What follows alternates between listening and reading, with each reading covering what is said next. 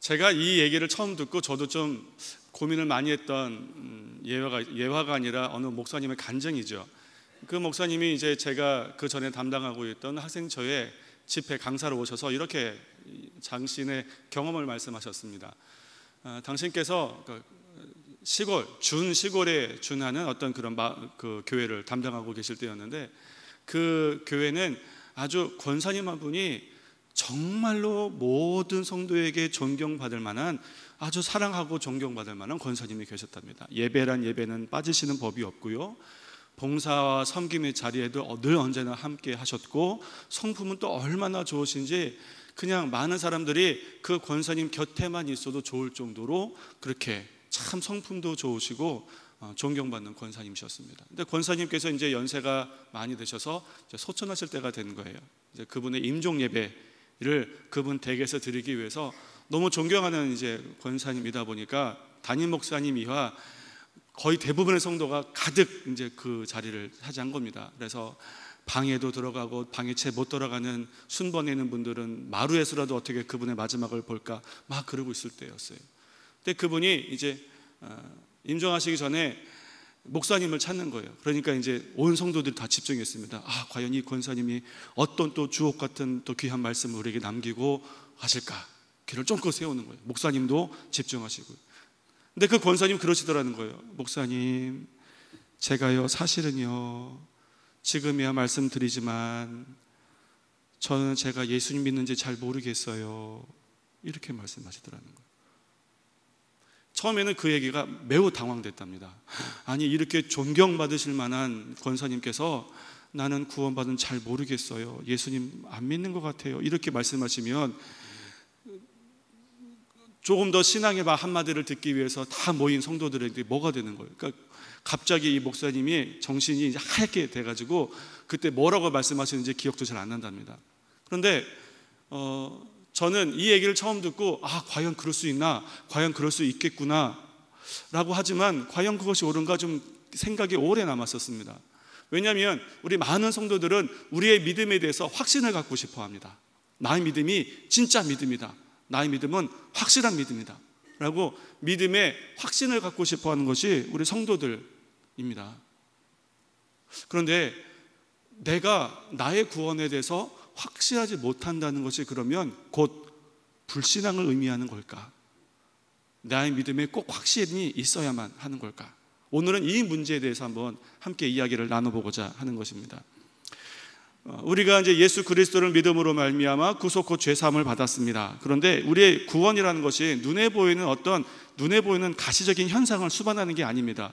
우리가 예수님을 믿으면 갑자기 뒤에서 후광이 짠하고 비치는 것도 아니고요, 갑자기 피부가 백옥 같아지는 것도 아니고요.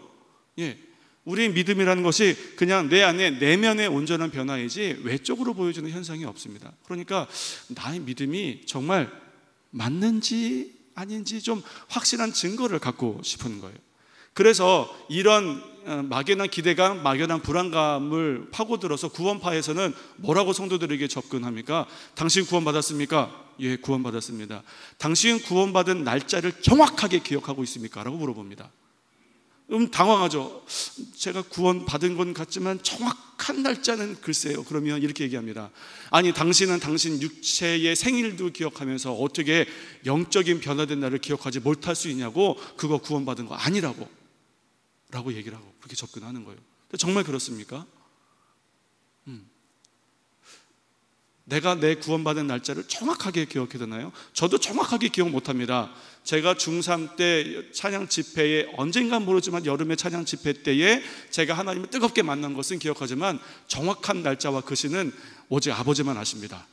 저는 몰라요. 그렇습니다. 잘 몰라요. 그러니까 구원파는 이렇게 접근하는 겁니다. 그런데 이 이단이 말하는 이 확신이라는 이 교리가 매우 위험한 접근입니다. 왜냐하면 구원받은 성도라 할지라도 자신의 회심의 정확한 날을 기억하지 못할 수 있습니다. 아마 대부분 그러실 거예요. 몇 분은 정확하게 기억하실지 모르지만 아마 대부분은 그래 내가 그때 언저리쯤이었어 라고 기억하시지 정확하게 기억 못하실 수 있습니다. 오히려 자기의 진리의 말씀에 자기의 영적인 상태를 끊임없이 비추어서 점검하지 않고 그냥 근거 없는 자기의 심리적인 확신만 가지고 내가 구원을 얻었다, 나는 내 믿음이 확실하다 라고 안심하는 것은 오히려 성도로서 매우 좀 위험한 자세입니다. 하나님께서는 분명히 말씀하십니다. 두렵고 떨리는 마음으로 구원을 이루라. 우리는 언제나 구원을 두렵고 떨리는 마음으로 이뤄야지, 주일 성수도 잘 안 해, 뭐 기도생활 말씀 생활도 설렁설렁해, 제가 보기엔 이형 아닌 것 같은데 물어보면 정작 본인은 구원에 대한 믿음이 확실하다, 이거 문제 있는 거잖아요. 그렇기 때문에 오히려 반대로 내가 구원받을 만한 믿음이 있음에도 불구하고 그것을 확신하지 못한 채 그저 조심스럽게 매일매일의 구원을 점검해보고 확인하는 자세가 반대로 전혀 말씀과 객관적인 근거 없이 그냥 나만 내 믿음을 확신하는 것보다 훨씬 더 건강하고 유익한 신앙의 모습인 겁니다. 이 오순절 계보, 우리나라는 그 하나님의 성회나 이런 교단으로 순복음으로 알려져 있지만 이 그 뿌리가 되는 오순절 운동의 대표적인 신학자인 파함이라는 신학자가 있습니다. 이 파함이라는 신학자는 이렇게 말했습니다. 성령 침례를 받지 못한 성도는 구원받지 못한 거다. 더 나아가서 방언이야말로 구원의 확실한 증거다, 이렇게 말을 했었습니다. 왜 우리나라도 1세대 그 목사님들께서는 많이 강조하셨잖아요. 방언 못하는 사람은 그 구원받지 못한 거니까 방언하라고. 근데 여러분, 아니요, 그렇지 않습니다. 방언도 성령 침례도, 이것이 성령 침례라는 것은 내 내적인 변화이기 때문에 외적인 현상이 될 수 없을 뿐더러 방언이 곧 구원하고 아주 직접적이고 확실한 증거가 되느냐? 전혀 그렇지 못합니다. 그렇지 않아요. 별개의 문제라는 거예요. 물론 사도행전에 오순절 마가다락방에서 있었던 불의 혀같이 갈라지는 성령의 임재와 난곳방언으로 말하는 방언의 역사가 있었습니다. 그러나 이것은 어떤 의미가 있는 것이냐면, 예수님께서 약속하셨습니다. 내가 올라가면 너희를 위해서 보혜사 성령께서 임할 것이다 라고 말씀하셨는데, 이것이 눈에 보이는 어떤 현상을 수반하지 않고는 잘 모르는 거예요. 그러니까 불의 혀같이 갈라지는 가시적인 현상이 한번 보여지므로 예수님께서 약속하신 보혜사 성령께서 이제 구원받은 성도에게 임하는구나 라는 것을 알게 하기 위해서 한 번의 퍼포먼스가 있었던 것뿐입니다. 이것이 반드시 수반되어야 한다면 지금도 그런 똑같은 현상이 일어나야 되는 거예요. 근데 여러분 중에서 그런 현상을 다 보는 앞에서 경험하신 분이 없을 거예요. 물론 기도 중에 환상 중에 본인은 경험할지 모르지만 저 사람에게 불의 혀같이 성령이 임하는 걸 내가 보았노라 라는 경험이 없잖아요. 그것은 한번 이렇게 성령께서 임하시는구나 라는 것을 알게 하기 위한 현상입니다. 방언도 마찬가지입니다. 그렇게 불의 혀같이 성령께서 임하셔서 방언하게 되었습니다. 그래서 이 방언이 구원받고 성령이 임한 사람에게 방언이라는 현상이 수반되어지는구나 라는 것을 알게 되었습니다. 이게 왜 중요하냐면, 그 당시만 하더라도 구원은 오로지 유대인들에게만 있는 것이라고 생각을 했었습니다. 근데 얼마 지 않아 이방인들에게도 구원의 소식이 있다라고 소식을 전해 들은 거예요. 그래서 사도들이 베드로를 파송합니다. 정말 맞는지 확인하고 오라. 그런데 이방인에게 구원이 임했다는 것을 그들이 어떤 증거로 가늠할 수 있겠습니까? 방언이었습니다. 저들도 방언하는구나. 그렇다는 것은 저들에게도 구원이 이르렀다는 뜻이구나. 아마 방언이라는 외적인 현상이 없었으면 이방인의 구원을 아마 인정하지 못했거나 굉장히 뜨거운 치열한 논박이 되었을지 모릅니다. 그런데 그 현상이 있음으로 말미암아 이방인에게도 구원이 이르르는구나, 하나님께서는 이방인들도 구원하기를 원하시는구나라는 것을 그들이 어렵지 않게 인정할 수 있게 되었던 것입니다. 그러니까 그것은 초기 선교사에게 중요하기 때문에 한 번 이루어진 퍼포먼스이지, 그것이 매번 그렇게 반복되거나 반드시 그것이 수반되어야 되는 것은 아니다라는 것입니다. 그러면 우리는 우리의 믿음을 어떻게 확신할 수 있습니까? 여기서 우리가 고민해 봐야 되는 것은 뭐냐면, 믿음과 확신은 다르다라는 거예요. 믿음이 곧 확신이 아니라 믿음하고 확신은 다른 겁니다. 그러면 성경은 과연 이 확신에 대해서 무엇을 말하고 있고, 우리는 우리 믿음을 어떻게 건강하게 확신할 수 있는가? 오늘 우리가 그것을 한번 이야기를 나눠보고자 하는 겁니다. 개역 한글 성경에서, 요즘은 검색 사이트가 워낙에 발달되어 있으니까 개역 한글 성경에서 혹은 확실이라는 단어로 검색을 해보시면 이것을 성도의 신앙과 연관하여서 사용한 사람이 딱 한 사람이라는 걸 알게 됩니다. 확신이라는 단어가 헬라어 페이소에서 나온 단어인데, 이 페이소가 확신, 신뢰 이것만 담고 있지 않습니다. 그러니까 헬라 원어에서 페이소의 어원을 가지고 있는 단어들을 해당되는 구절을 다 찾을지라도 그것이 정말 확신을 의미하고 있는지를 또 2차적으로 구별해내야 되는데, 그렇게 구별하다 보면 이것을 확신이라는 것으로 적용한 사람은 딱 한 사람이다. 누구냐면 바울입니다. 바울. 오직 이건 바울만 사용하고 있는 단어입니다. 제가 전에 설교 시간에 오직 바울만 하고 있는 표현 2가지를 말씀드린 적이 있습니다. 나의 복음, 마이 가스펠, 이것도 오직 바울만 사용한 거라고 그랬습니다. 그리고 성도를 그릇이라고 표현한 것도 오직 바울만 한 표현이라고 그랬습니다. 확신이라는 표현도 오직 바울만 사용하고 있는 겁니다. 그러니까 우리는 이 바울이 사용하고 있는 확신 구절을 통해서 바울이 확신하고 있는 것이 무엇인지, 그리고 이 바울이 확신하는 것으로 우리가 우리의 신앙에 도전될 만한 것이 무엇인지를 다시 한번 점검해 볼 수 있는 겁니다. 그 대표적인 구절이 오늘 우리가 읽은 바로 이 구절입니다. 빌립보서 1장 6절이죠. 우리 한 번 더 읽어보겠습니다. 시작. 너희 속에 착한 일을 시작하신 이가 그리스도 예수의 날까지 이루실 줄을 우리가 확신하노라. 바울의 첫 번째 확신은 이것입니다. 그리고 우리에게도 있어서 가장 중요한 확신도 또한 이것입니다. 무엇이냐면 바울의 확신은 자기를 향하고 있지 않습니다. 그러니까 자기의 믿음, 자기의 신실함, 이것을 확신하는 것이 아니라 바울의 확신은 오로지 누구를 향하고 있는 확신이냐면 하나님을 향하고 있는 확신인 것입니다. 하나님의 신실한 역사에 관한 확신. 나는 내가 부족하고 나는 내가 연약해서 내 스스로 나를 확신할 수는 없지만 신실하시고 변함없으시고 능력이 많으신 그 하나님은 내가 확신할 수 있다는 거예요. 그러니까 우리의 믿음의 근원도, 우리의 확신의 근거도 어디에 있느냐? 하나님께 있는 겁니다.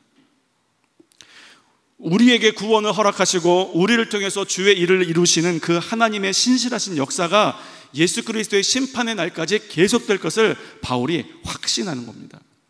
오히려 바울은 자기 자신에 대해서 확신하지 않는 것뿐만 아니라 끊임없이 자기 자신의 연약함을 토로하고 성토합니다. 로마서 7장 15절에서 24절까지를 보면 바울이 자기 자신에 대해서 얼마나 한탄스럽게 생각하는지를 굉장히 절절한 말로 하고 있습니다. 내 안에 죄의 법이 있고 내 안에 하나님의 법이 있어서 날마다 둘이 부딪혀서 싸우는데 이기는 것이 하나님의 법이 아니라 죄의 법이라는 거예요. 내가 곤고한 사람이다. 바울이 이렇게 말합니다. 그리고 바울은 성도들에게 보내는 편지에서 자기 자신을 사도라고도 표현하지만 또 어떻게 고백합니까? 내가 죄인 중에 괴수다라고 말합니다. 바울은 절대로 자기의 믿음을 확신하지 않습니다. 바울이 믿는 것은 나를 구원해 주신 하나님의 신실하심입니다. 로마서 4장 21절은 이렇게 말합니다. 약속하신 그것을 또한 능히 이루실 줄을 확신하노니. 하나님께서 약속하셨다면, 하나님께서 약속하신 그것을 하나님이라면 반드시 이룰 것이다. 내 확신은 거기 있다라는 거예요. 끊임없이 하나님께 향하는 확신. 고린도 후서 3장 4절은 이렇게 말합니다. 우리가 그리스도로 말미암아 하나님을 향하여 이 같은 확신이 있으니 우리가 무슨 일이든지 우리에게서 난 것 같이 생각하여 스스로 만족할 것이 아니니 우리의 만족은 오직 하나님께로서 났느니라. 하나님을 향하여 이 같은 확신이 있다. 만족이 나에게서 난 것이 아니로, 만족이 사람에게서 난 것도 아니고 우리의 만족은 오로지 하나님에게서 난 것이기 때문에 내 확신도 누구를 향한 확신이다? 하나님을 향한 확신이라는 거예요. 하나님을 향한 확신. 이렇게 나의 확신의 근거를 신실하신 하나님께 두게 되면 바울처럼 이렇게도 고백할 수 있는 겁니다. 로마서 8장 38절로 39절에 보면 바울이 이렇게 말합니다. 내가 확신하노니 사망이나 생명이나 천사들이나 권세자들이나 현재일이나 장래일이나 능력이나 높음이나 기품이나 다른 아무 피조물이라도 우리를 우리 주 그리스도 예수 안에 있는 하나님의 사랑에서 결코 끊을 수 없습니다. 아멘. 이것이 바울이 확신하는 자기의 구원의 근거입니다. 내가 구원받은 것을 어떻게 확신할 수 있느냐? 확실한 믿음의 대상이 되시고 신뢰의 대상이 되시는 하나님께서 그분이 나를 사랑하시고 그 사랑은 결코 그 누구도 어떤 것으로도 끊을 수 없기 때문에 내가 그것으로 나의 믿음을 내가 신뢰하고 확신한다는 거예요. 내가 내 믿음을 확신해서가 아니라 내가 그럴 만한 능력이 있고 그럴 만큼 헌신했고 그럴 만큼 절제하고 순종하고 그래서가 아니라 나의 신뢰의 대상이 되시는 하나님의 약속이 있기 때문에 내가 그것으로 말미암아 하나님의 사랑과 그 사랑의 구원을 믿는다, 이것입니다. 사람이 자기를 믿으면 반드시 실망하게 되어 있습니다. 그러나 나의 확신을 하나님께 두면 하나님께 둔 그 확신에서 근거한 믿음은 결코 흔들리지 않습니다. 내가 높은 곳에 있어도, 내가 낮은 곳에 있어도, 내가 절망 가운데 있어도, 심지어 내가 뜻하지 않은 범죄 가운데 절망할지라도 괴로워할지라도 그것 때문에 나의 구원을 흔들리지 않는 겁니다. 왜요? 내가 그럴 거라는 건 하나님 이미 아셨습니다. 나는 그만큼 연약한 존재입니다. 그러나 바울의 확신이 무엇입니까? 그리스도의 사랑에서 우리를 끊을 자가 없느니라. 바울은 그 확신을 가지고 평생 하나님께 나아가는 겁니다. 이렇게 하나님께 대한 확신을 갖게 되면 자연스럽게 그 확신이 무엇으로 연장되냐면 그 하나님께서 우리에게 주신 것으로 확신이 이어지게 됩니다. 첫 번째 무엇입니까? 말씀입니다. 말씀. 하나님을 신뢰하게 되면 하나님께서 우리에게 허락하신 이 말씀을 신뢰하게 됩니다. 디모데후서 3장 14절로 15절은 이렇게 말합니다. 그러나 너는 배우고 확신한 일에 거하라. 내가 네게서 배운 것을 알며 또 내가 어려서부터 성경을 알았나니 성경은 능히 너로 하여금 그리스도 예수 안에 있는 믿음으로 말미암아 구원에 이르는 지혜가 있게 하느니라. 그리스도 예수 안에 있는 믿음으로 구원에 이르게 하는 지혜가 하나님의 말씀에 있습니다.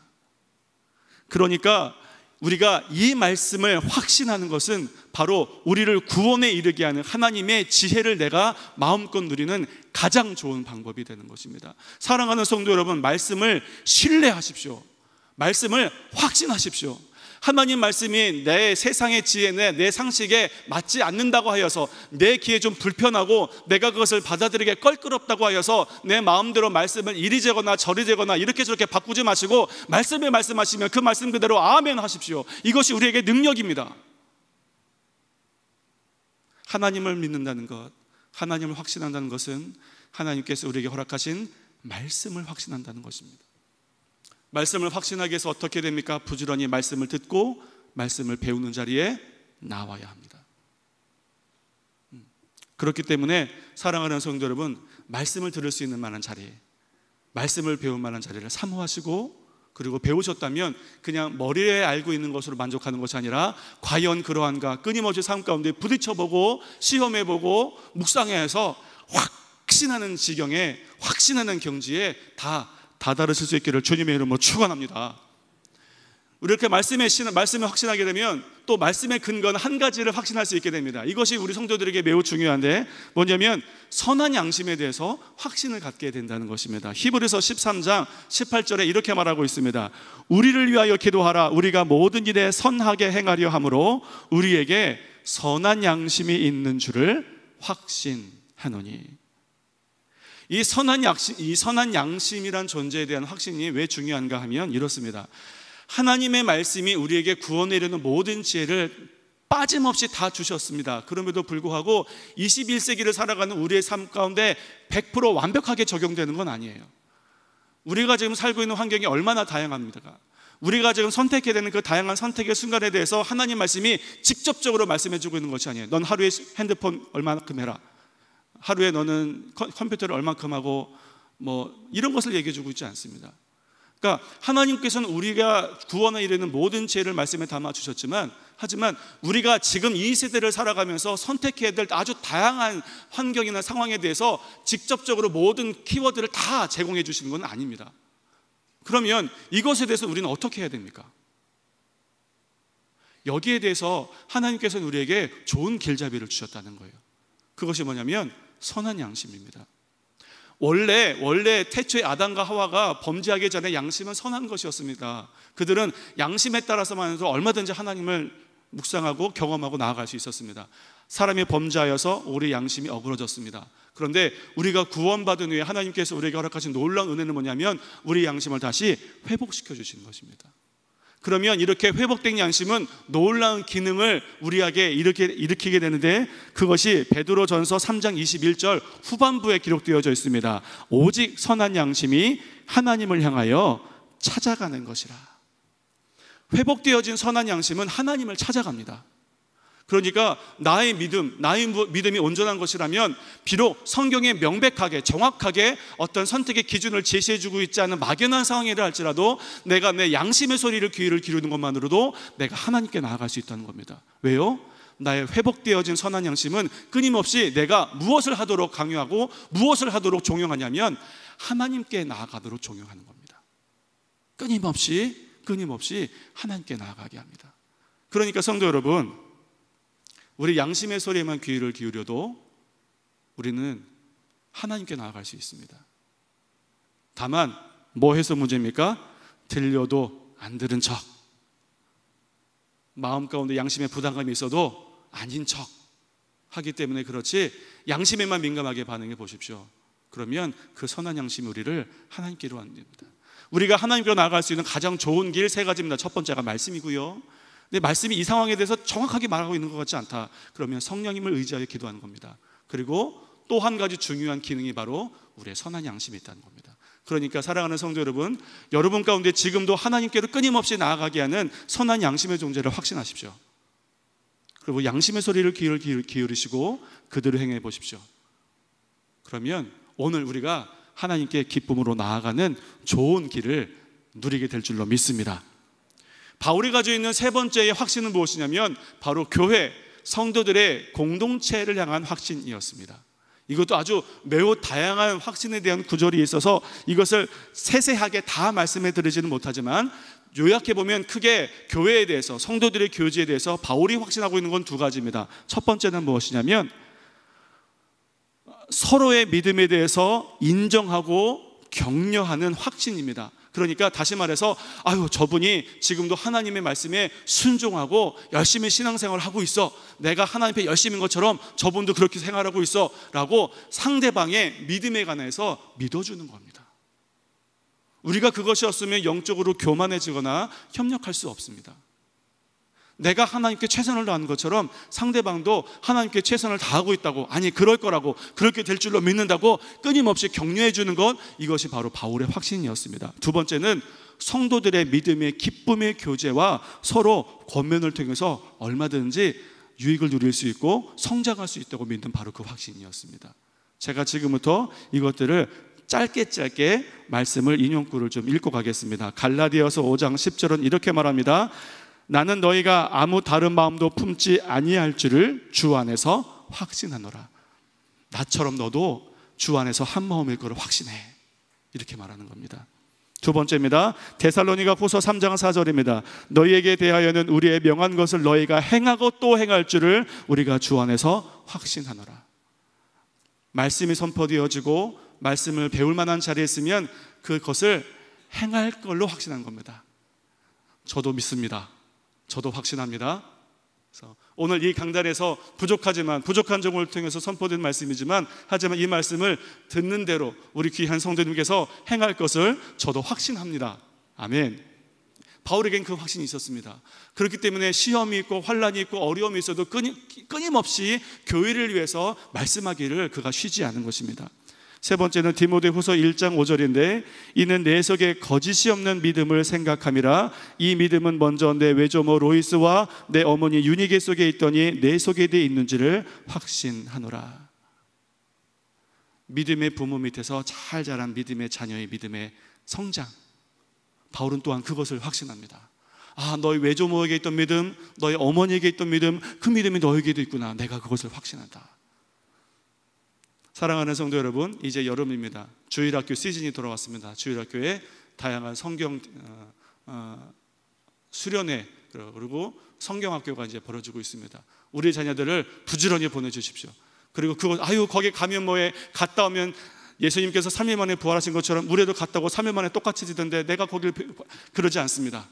믿음으로 보내주시면, 그리고 아이들과 변화될 것을 확신해 주시면 아이들이 그만큼 변할 줄로 믿습니다.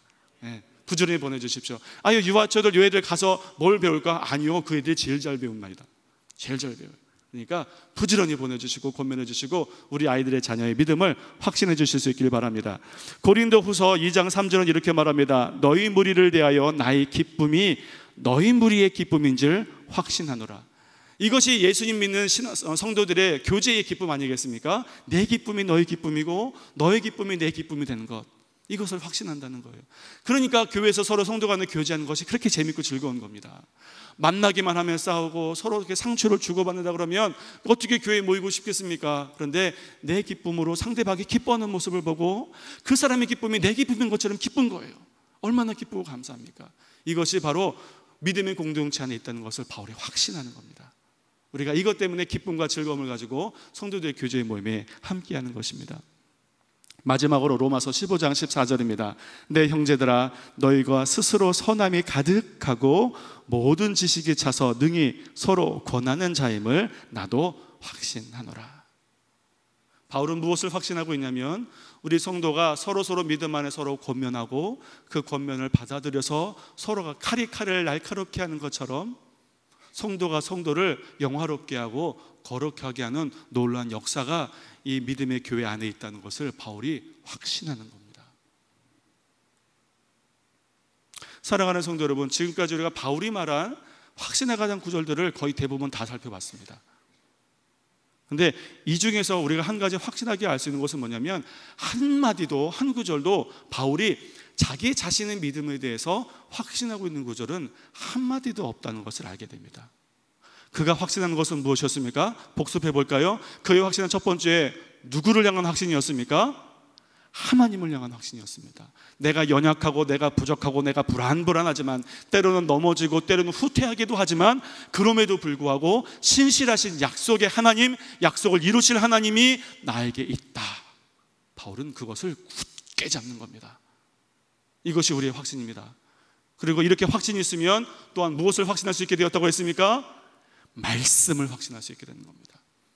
하나님 말씀이라면 다른 건 몰라도 하나님 말씀이라면 내가 믿습니다. 내가 말씀을 확신합니다. 바울이 말씀을 확신하는 거예요.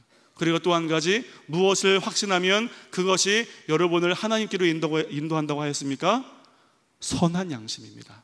착해진 양심, 회복되어진 양심, 날마다 하나님을 구하고 여러분이 하나님께로 나아갈 수 있도록 끊임없이 여러분의 마음의 귀 속에 속삭여주는 바로 그 선한 양심의 존재를 믿으십시오. 그러면 그 음성의 귀를 기울이는 것만으로도 하나님께 나아갈 수 있습니다. 그리고 바울의 기쁨이자 확신이 무엇입니까? 우리 성도들, 믿음의 공동체의 교제, 기쁨, 권면, 순종, 한마음, 자녀들, 바울의 소망도 거기에 있었고 바울의 확신도 거기에 있었습니다. 그렇기 때문에 사도 바울이 그토록 모진 고초를 당하고 환난을 당하고 죽기까지 할지라도 끝까지 교회를 사랑하고 교회를 위해서 자기 모든 것들을 아낌없이 내어놓을 수 있었던 겁니다.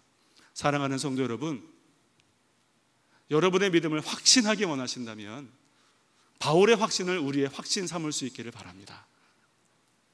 그래서 바울처럼 우리 주 하나님을 신실하게 믿고 말씀을 사랑하고 성도의 교제와 이 교회를 사랑하면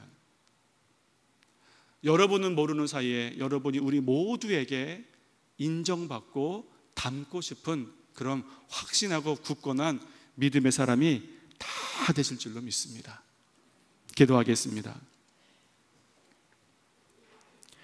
사랑이 많으신 하나님 아버지, 내 스스로가 나의 믿음을 확신하는 것이 얼마나 불완전하고 어리석은 것인지, 하나님, 우리가 내 자신을 믿는 것이 아니라 신실하신 하나님을 믿고 우리에게 허락하여 주신 귀한 말씀을 믿고, 그리고 하나님께서 허락하신 아름다운 믿음의 공동체, 이 강남중앙침례교회와 속하여진 성도들을 굳건히 믿는 믿음으로 하나님, 우리 믿음이 믿음의 반석 위에 굳게 서게 하여 주옵소서.